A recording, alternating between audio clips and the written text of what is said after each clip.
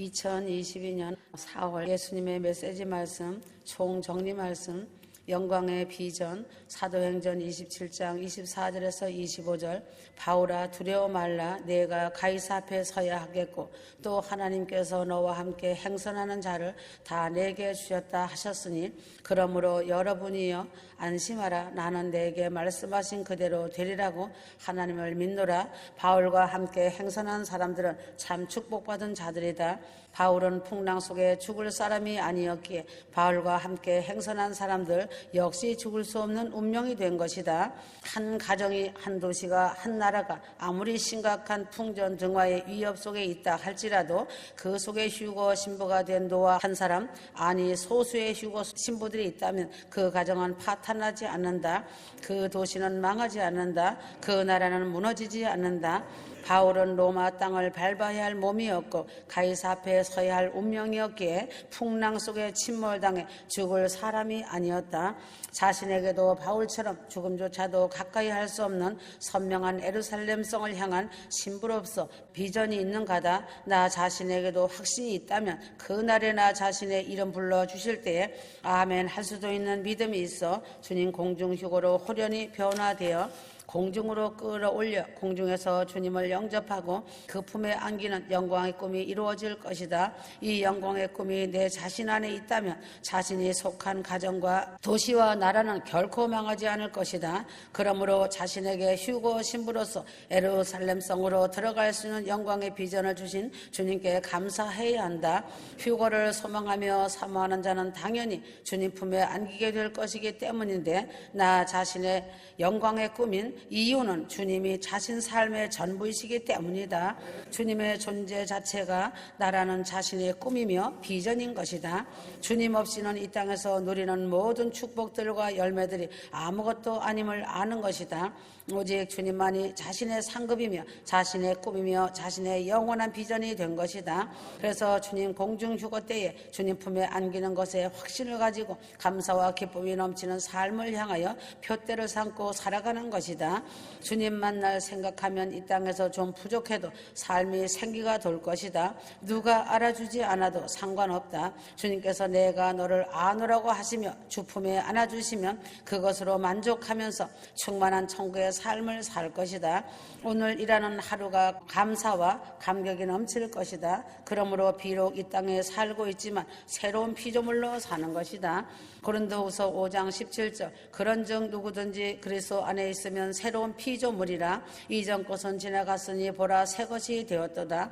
깊은 데로 가서 그물을 내려라. 누가복음 5장 4절 말씀을 마치시고 시몬에게 이르시되 깊은 데로 가서 그물을 내려 고기를 잡으라. 베드로가 물고기를 잡으러 갈릴리 바다로 갔다. 밤새도록 그물을 던졌으나 날이 새어 빈 배로 돌아왔다. 예수께서 한 배에 오르시니 시몬 베드로의 배였다. 예수께서 배에서 무리를 가르치시니 베드로도 가르침을 받게 되었다. 예수께서 마치시고 시몬에게 말씀하셨다. 깊은 데로 가서 그물을 내려 고기를 잡으라. 시몬이 대답하였다. 선생이여, 우리들이 밤이 맞도록 수고를 하였으되 얻은 것이 없지만 말씀에 의지하여 내가 그물을 내리리이다. 베드로가 깊은 데로 가서 그물을 내려 고기를 잡으니 놀라운 일이 일어났다. 그물에 고기를 잡는 것이 힘이 많아 동물을 손짓하여 와서 도와달라 하여 2배에 채우는 것이었다. 시몬 베드로가 예수의 무릎 아래 엎드려 자신이 죄인임을 인정하였다. 주여 나를 떠나소서 나는 죄인이로서 소이다. 예수께서 시몬에게 말씀하셨다. 요한복음 21장 6절 이르시되 그물을 배 오른편에 던지라. 그리하면 잡으리라 하시니 이에 던졌더니 물고기가 많아 그물을 들 수 없더라. 예수께서 죽은 자 가운데서 부활하시어 자기를 나타내셨다. 나타내신 일이 이러하다. 시몬 베드로가 예전처럼 물고기 잡으러 갔다. 예전처럼 밤이 맞도록 수고하여 날이 새었지만 빈 배였다. 예수께서 바닷가에 서셔서 말씀하셨다. 고기가 있느냐 하니 대답하여 없나이다. 예수께서 고기 없다는 것을 들으시고 말씀하셨다. 그물을 배 오른편에 던지라. 그리하면 얻으리라. 과연 예수님 말씀대로 배 오른편에 그물을 던졌더니 고기가 많아 그물을 들 수 없을 정도였다. 가득한 큰 물고기 수가 153마리였다. 그렇게 많이 잡혔어도 그물이 찢어지지 아니하였다. 깊은 데로 가서 그물을 내리는 것과 그물을 오른편에 던지는 사람이 깊은 데로 가서 그물을 내리는 삶의 가치이다. 베드로가 예수님을 만나기 전에 자신의 경험과 지식과 경력으로 그물을 던질 때 빈배로 돌아왔다. 예수님을 만나기 전 자신들의 세상을 다 가진 것처럼 보여도 아무것도 없고 인생에 수고하는 일생을 보내도 예수 앞에 나오면 자신이 아무것도 가진 것이 없고 예수 앞에 내놓을 만한 것이 없는 베드로의 빈대와 같다는 것이다. 그러나 예수님의 가르침을 받고 예수님 말씀에 의지하여 수고하는 인생은 지금까지 내 맘대로 살아온 인생보다 훨씬 많은 가치 있는 진리로 가득 차 있다. 이것이 깊은 데로 가서 그물을 던지는 것이다. 예수님을 만나 가르침을 받아 말씀에 의지하여 순종하는 삶은 깊은 데로 들어가 진리의 가치를 가득 가지고 사는 것이 된다. 그물을 오른편에 던지는 사람이 무엇인지 알아야 한다. 예수께서 죽은 자 가운데서 살아나시어 세상으로 돌아가 밤이 맞도록 수고하여 날이 새어 빈배로 돌아오는 베드로에게 말씀하셨다. 그물을 배 오른편에 던지라. 과거에 예수님을 잘 믿고 순종하며 살았어도 지금 내 모습이 세상으로 돌아가 그물을 던져도 여전히 예수 앞에 보일 것은 아무것도 없고 자랑할 것도 없는 빈배이다. 인생은 태어나면서부터 빈손으로 왔고 인생의 끝으로 돌아오는 것도 빈손으로 죽음을 맞이하는 것이다. 오직 예수님만이 진리가 되셔서 자신의 올바른 방향을 가르치고 있다. 언제나 인생의 방향이 예수님 오른편에 있어야 할 것이다. 예수께서 가르치심에 알게 하시고 깨닫게 하시는 것은 그 방향이 오른쪽이시다. 예수님은 하늘에 오르사 하나님 우편에 앉아 계신다. 예수님의 의로운 손이 자신을 붙들고 계시는 것을 알아야 한다. 그러므로 예수님께서 백보좌에 앉으셔서 오른쪽에 양을 세우시어 아버지께 복받을 자로 예비된 나라를 상속받게 하신다. 예수님을 반대하고 대적하는 자들은 왼편이다. 왼편에는 염소들에게는 저주받은 자들로 예비된 영영한 불 속에 들어가는 것이다. 하나님의 우편에 있어 예수님이 있는 복음, 예수님이 있는 교회, 예수님이 있는 하늘의 예루살렘 신부들이 되어야 한다. 그날에 수도 헤아릴 수 없는 천국의 백성들이 복받은 자여라고 부러워한다. 사모하며 우러러보는 복받은 자가 된다는 것이다. 그 영광은 헤아릴 수 없는 영광이다. 그물이 찢어지지 않는다는 의미, 그러므로 그물이 찢어지는 것과 그물이 찢어지지 않는 의미에 대하여 알아야 한다. 그물이 찢어지는 것은 베드로가 예수님 말씀에 의지하여 그물을 던지니 물고기가 심이 많아 들 수 없어 그물이 찢어지는 것이었다. 누가복음 5장 6절 그리한즉 고기를 애운 것이 심이 많아 그물이 찢어지는지라. 예수께서 아버지의 뜻을 행하러 온 것은 고난당하는 것이다. 고난당하는 것은 상하고 찢어지는 고통이었다. 사람은 율법을 다 지킬 수 없어 다 죄 아래 있다. 그러므로 예수께서 상하고 찢어지고 고통을 당하심으로 율법을 완성하시는 것이었다. 예수께서 죽으실 때 성전의 휘장이 위로부터 아래로 찢어졌다. 더 이상 율법의 휘장이 아닌 예수께서 대제사장이 되심으로 단번에 드리는 제사로 더 이상 제사가 필요 없게 되었다. 이사야 53장 5절 그가 찔림은 우리의 허물을 인함이요 그가 상함은 우리의 죄악으로 인함이라. 그가 징계를 받음으로 우리가 평화를 누리고 그가 채찍에 맞음으로 우리가 나음을 입었도다. 그물이 찢어지지 아니한 것은 요한복음 21장 11절 시몬 베드로가 올라가서 그물을 육지에 끌어올리니 가득히 찬 큰 물고기가 153마리라. 이같이 많으나 그물이 찢어지지 아니하였더라. 예수께서 고난당하신 몸이 상하고 찢어지는 고통을 당하셨다. 그러나 고난 뒤의 영광은 부활이며 공중휴거이다. 부활하심으로 더 이상 상하지도 찢어지지도 않는 변화된 몸이 되셨다. 그리스도의 부활은 율법으로 찢을 수 없는 하나님의 영원한 사랑으로 은혜를 주시는 긍휼을 가지게 하는 것이다. 로마서 8장 39절 높음이나 깊음이나 다른 아무 피조물이라도 우리를 우리 주 그리스도 예수 안에는 하나님의 사랑에서 끊을 수가 없으리라. 휴거 성도들은 이 세상을 사는 동안 예수님의 고난에 참여하여 찢어지는 고통이 있다 하여도 이 세상은 잠깐이다. 예수께서 다시 오실 때 예수께 붙은 자로 찢어지지 아니하는 신령한 몸으로 변화하는 휴거로 예수님과 영원토록 함께하며 그 영원한 영광을 누려야 한다. 신랑 예수님과 신부는 한 몸이다. 어느 누구도 찢어놓을 수 없다. 한 몸이 되어 있기 때문이다. 아주 존귀하고 아름다운 예수님의 신부들이다. 고난의 마라. 출애굽기 15장 21절 27절. 그러므로 모세가 이스라엘을 홍해에서 인도하니 그들이 술 광야로 가서 광야 3일을 갔으나 물을 찾지 못하더라. 그들이 마라에 왔으나 마라의 물을 마실 수가 없었으니 이는 그 물이 쓰기 때문이라. 그러므로 그 이름을 마라라 하니라. 백성들이 모세에게 대하여 불평하며 말하기를 우리가 무엇을 마실까 하므로 그가 주께 부르짖으니 주께서 그에게 한 나무를 보여주시느니라. 그가 물에다 던지니 물이 달게 되더라. 그곳에서 그들을 위한 규례와 율법을 만드시고 거기에서 그들을 시험하시며 말씀하시기를 내가 주 너의 하나님 음성에 부지런히 경청하고 그가 보시기에 옳은 것을 행하며 그의 계명들에 귀 기울이고 그의 모든 규례들을 지키며 내가 이집트인들에게 가져왔던 그 질병들의 하나도 너에게 내리지 아니하리라. 이는 내가 너를 치유하는 주이기 때문이라 하시더라. 이스라엘 백성들이 홍해를 건넌 지 사흘 후에 마라에 이르렀다. 마라라는 뜻은 쓰다라는 말로 고난을 말한다.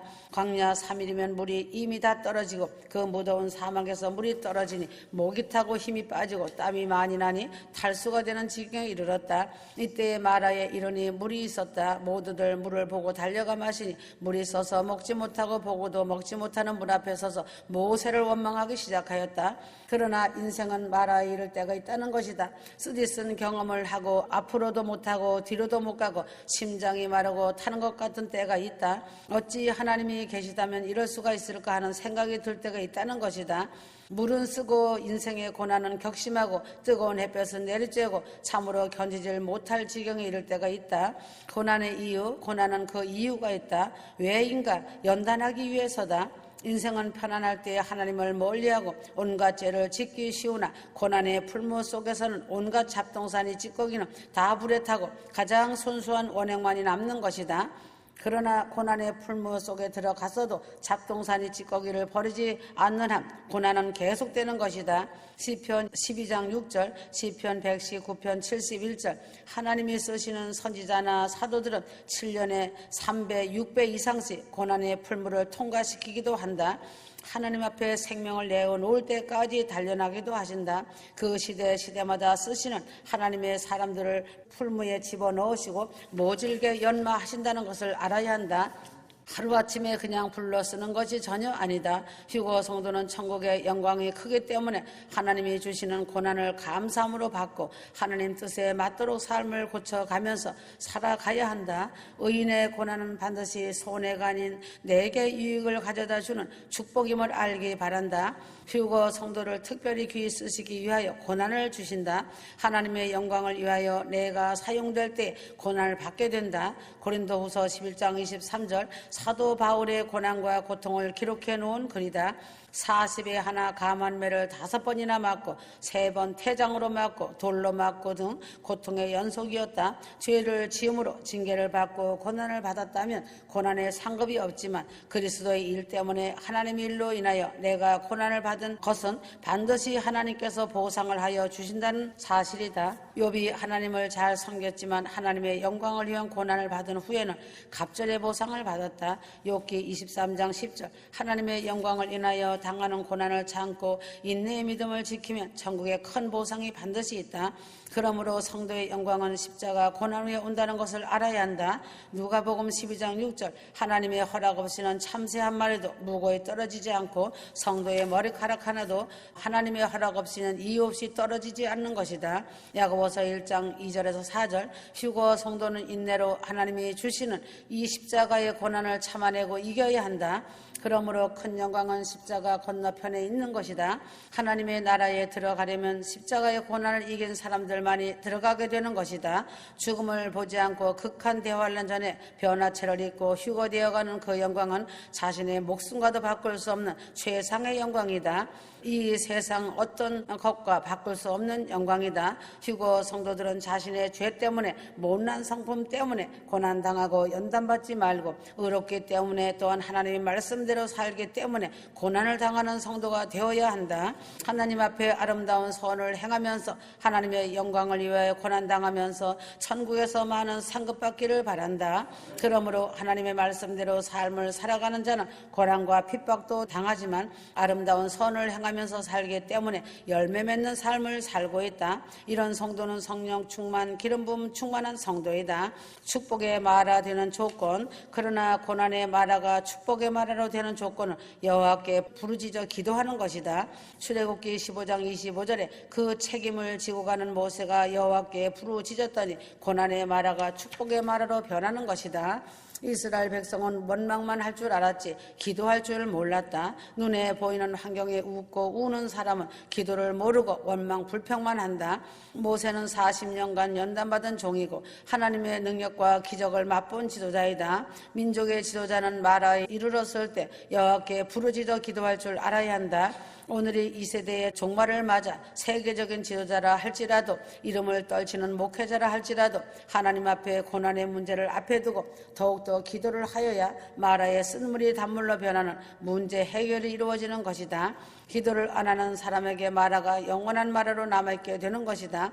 교회나 가정이나 직장에서나 마라에 쓴물이 이를 때가 있다. 함께 기도하여 하나님께 부르짖으면 모두 단물로 바뀌는 역사가 일어난다.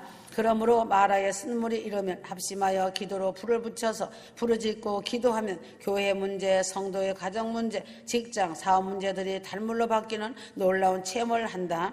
하나님의 음성, 그러므로 하나님의 계시를 받을 줄 알아야 한다. 모세에게 여호와께서 한 나무를 지시하신 것처럼 기도만 할 줄 알고 하나님의 계시를 받을 줄 모르는 사람이 되어서는 안 되는 것이다. 많은 사람이 기도를 부르짖어 잘하는데 하나님의 계시를 받을 줄 몰라서 문제 해결을 하지 못하는 사람들도 많이 있다. 하나님의 음성을 듣고 볼 줄 아는 사람이 되어서 하나님과 교제가 이루어지는 사람이 될 때에 계시를 받게 되는 것이다. 선지자나 왕들은 자기의 계시의 능력이 없으면 선지자나 제사장들을 통하여 하나님의 대답의 말씀이 어떠한가를 물어서 시행하였다. 성경에 많이 기록되어 있다. 이 시대에는 성도들이 문제를 놓고 기도할 때 하나님이 성령으로 지시하여 주신다는 사실이다. 성령님의 지시를 듣고 볼 줄 아는 지도자, 기도하는 사람이 되어야 한다. 순종하여야 하고 내 이웃을 내 몸처럼 사랑해야 한다. 그가 물에 던지니 물이 달아졌더라. 기도를 하여 하나님의 계시를 받았어도 이를 무시하고 순종하지 않을 때 마라에 쓴 물이 단물이 되는 역사가 이루어지지 않는 것이다. 모세가 하나님의 계시를 받고 나무를 취하여 지시한 나무를 물에 안 던지거나 다른 나무를 던졌다면 물은 달아지지 않았을 것이다. 이 사실을 영적으로 생각할 때는 십자가 나무를 말하는 것이다. 휴거 성도는 십자가 문제 속에 던져질 때에 모든 문제가 해결되는 것이다. 기적은 마라에 쓴 물이 단물이 되는 과정은 첫째는 말씀, 두 번째는 기도이고 세 번째는 영적인 훈련이고 네 번째는 순종과 사랑이다. 회개는 필수 과목이고 성령 충만하면 이 모든 필수 과목들이 합쳐질 때에 마라에 쓴 물이 단물로 변하는 기적이 나타나는 것이다. 성령의 역사와 성령의 물에 대하여 알기 바란다. 사도행전 2장 1절에 4절 성령의 역사를 대개 보면 7가지로 나눌 수가 있다. 첫째는 불같은 성령의 역사, 두 번째는 물같은 성령의 역사, 세 번째는 바람같은 성령의 역사, 네 번째는 기름같은 성령의 역사, 다섯 번째는 기운같은 성령의 역사, 여섯 번째는 임같은 성령의 역사, 일곱 번째는 비둘기 같은 성령의 역사로 성령을 상징하고 있다. 그러나 성도의 믿음을 급진적으로 변화시키는 불같은 성령을 알려주겠다.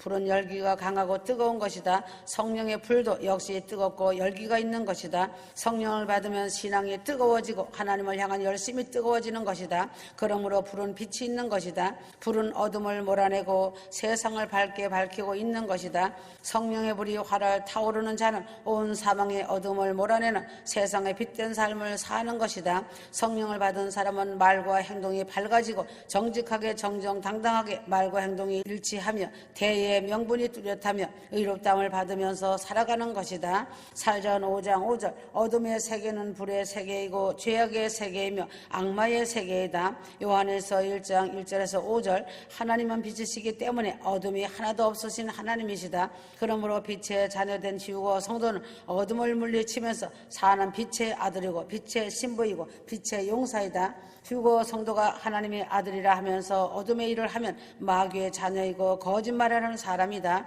요한일서 1장 6절에 10절 휴고 성도가 성령을 충만히 받는 것은 빛을 받는 것이나 다름이 없는 것이다. 세상의 빛이 되어 어둠을 물리치면서 악에 동참하지 않으면서 살아가는 휴고 성도가 되는 것이다. 그래서 불은 항상 위로 올라간다. 불꽃이 항상 위로 올라가듯이 성령의 불을 받은 자는 하나님을 향하여 모든 것을 위에다가 소망을 두고 살아가는 것이다.